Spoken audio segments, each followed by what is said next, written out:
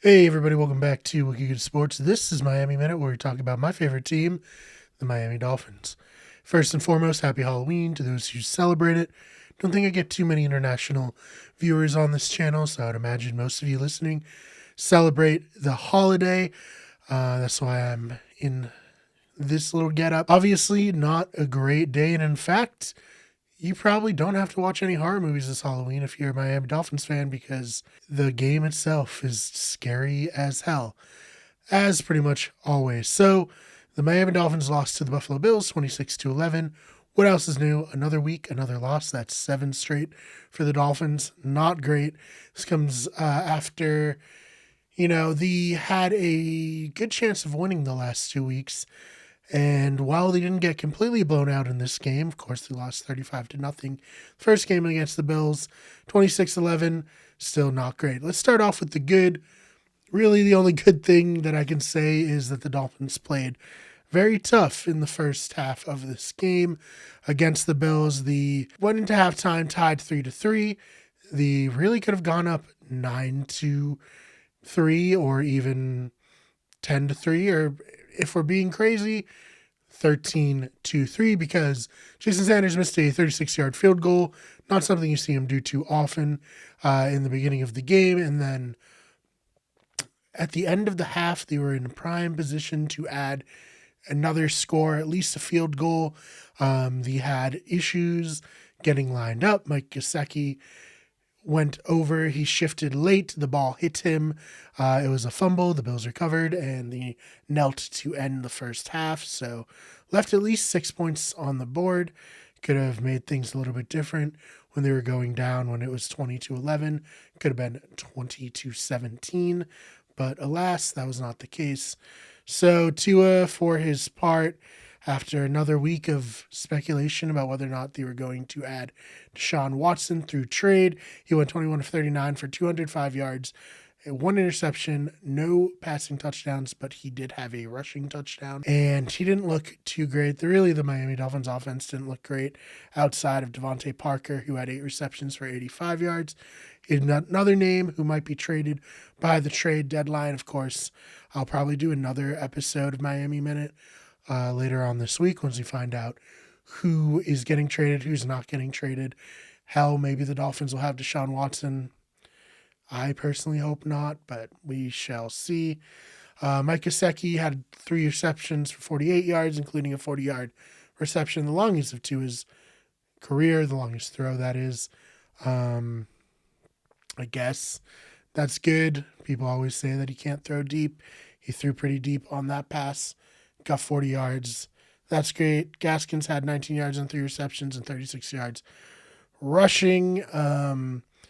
And other than that, the defense played well in the first half, and eventually they got worn down. It seems kind of almost like a cruel joke that every single week this season plays out the same, except for when they got blown out, where the Dolphins play pretty good football in the first quarter.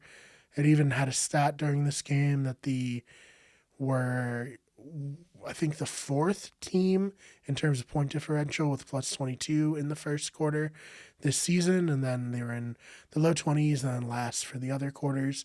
But yeah, they always play quite well in the first quarter, and you get your hopes up as a fan. You think, hey, maybe this is the time where they can, actually build a lead and play consistently. And then they have mediocre to bad third and fourth quarters. And then in the fourth quarter, when they're down multiple scores, they play up tempo and they're able to move the ball and score touchdowns, which happened again here, where they scored a late touchdown. But I'd love to see them just do up tempo for the rest of the game if it's going to be, that good. Obviously, they can't do it for every play of every game. They would tire their offense out and tire their defense out if they do score quickly, but they need to do something. They're now 1-7. They have more losses than they had all of last season, which is tough and somewhat surprising, but, it is what it is. The only team that's really worse than them is the Detroit Lions, who dropped to 0-8, luckily. So Dolphins probably have the 2nd overall pick right now, and that means the Eagles have that pick. So, hey, good for Philly fans. Dolphins misery continues on. Like I said, this is kind of like a part 1 of a 2-part Miami Minute this week, depending on the moves that they make. I said before, the season's over. Season's certainly over now. After 8 weeks, they already have more losses than they did all of last season. I know they have, 9 more games left this season, but if we're being honest, they'll probably win like 2 or 3 of those games based on how they've played so far. Extremely unlikely to go on something like a 9-game winning streak. Their offensive line remains terrible. I don't see what the point of trading for Deshaun Watson. Let's put aside all the sexual assault allegations. Let's just look at him as a talented quarterback. He wasn't able to overcome a dearth of talent with the Texans last season. That's why the Dolphins had the 3rd overall pick, because the Texans did so poorly and the Dolphins had their pick.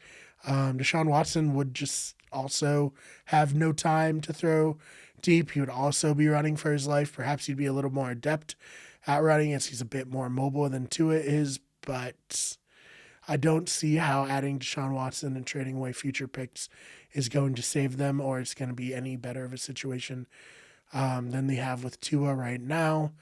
That is to say that the situation is not great, and once again, just showed how weak the offensive line was and how big of an issue that is. Of course, coupled with receivers not getting too much separation.